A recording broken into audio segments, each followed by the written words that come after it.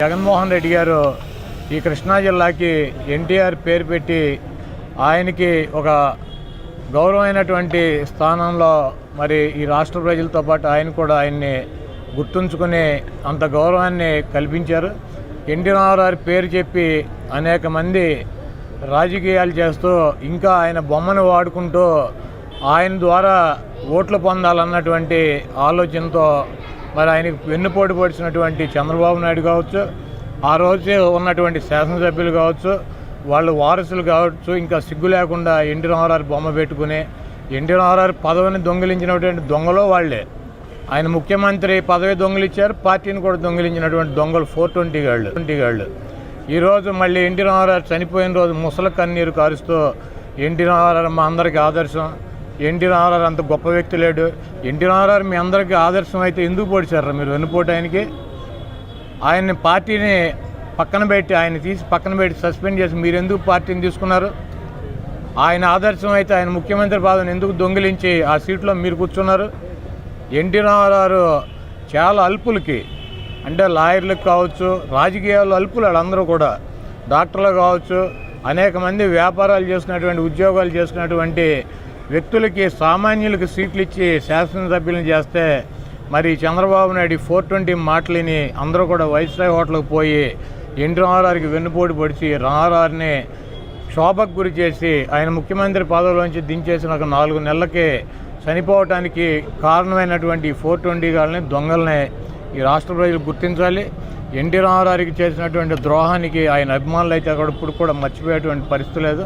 తప్పకుండా ఇప్పటికైనా తెలుసుకున్నారు. ఆ దొంగల్ని 420 గాళ్ళని నేలమట్టం చేశారు.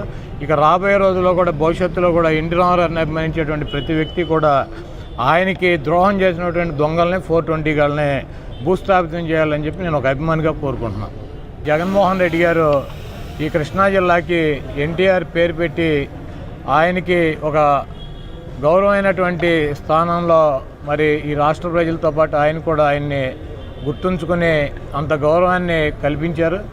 ఎన్టీ రామారావు పేరు చెప్పి అనేక మంది రాజకీయాలు చేస్తూ ఇంకా ఆయన బొమ్మను వాడుకుంటూ ఆయన ద్వారా ఓట్లు పొందాలన్నటువంటి ఆలోచనతో మరి ఆయనకు వెన్నుపోటు పొడిచినటువంటి చంద్రబాబు నాయుడు కావచ్చు, ఆ రోజు ఉన్నటువంటి శాసనసభ్యులు కావచ్చు, వాళ్ళు వారసులు కావచ్చు, ఇంకా సిగ్గు లేకుండా ఎన్టీ రామారావు బొమ్మ పెట్టుకుని ఎన్టీ రామారావు పదవిని దొంగిలించినటువంటి దొంగలో వాళ్ళే.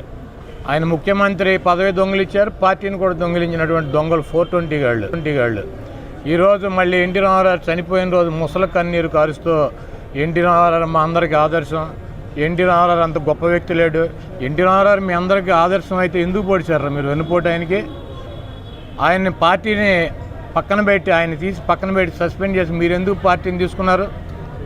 ఆయన ఆదర్శం అయితే ఆయన ముఖ్యమంత్రి పదవిని ఎందుకు దొంగిలించి ఆ సీట్లో మీరు కూర్చున్నారు?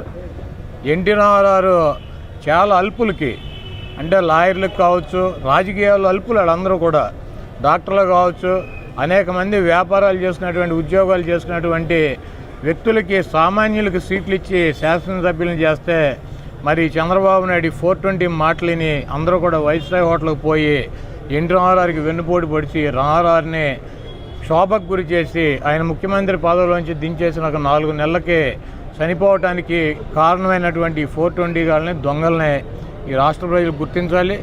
ఎన్టీ రామారావుకి చేసినటువంటి ద్రోహానికి ఆయన అభిమానులు అయితే అక్కడ ఇప్పుడు కూడా మర్చిపోయేటువంటి పరిస్థితి లేదు. తప్పకుండా ఇప్పటికైనా తెలుసుకున్నారు. ఆ దొంగల్ని 420 గాళ్ళని నేలమట్టం చేశారు. ఇక రాబోయే రోజుల్లో కూడా భవిష్యత్తులో కూడా ఎన్టీ రామారావుని అభిమానించేటువంటి ప్రతి వ్యక్తి కూడా ఆయనకి ద్రోహం చేసినటువంటి దొంగల్ని 420 గాళ్ళని భూస్థాపితం చేయాలని చెప్పి నేను ఒక అభిమానిగా కోరుకుంటున్నాను. హాయ్ ఫ్రెండ్స్, మా టుడే టుమారో యూట్యూబ్ ఛానల్ చూస్తున్నందుకు చాలా థ్యాంక్స్. మరిన్ని లేటెస్ట్ వీడియోస్ కోసం వెంటనే సబ్స్క్రైబ్ చేయండి. అలాగే ఈ బెల్ ని కూడా రింగ్ చేసేయండి. మా నోటిఫికేషన్స్ అన్ని మీ మొబైల్లో వస్తాయి. అలాగే మా వీడియోస్ మీకు నచ్చితే లైక్ చేయండి, షేర్ చేయండి, నచ్చకపోతే కామెంట్ చేయండి.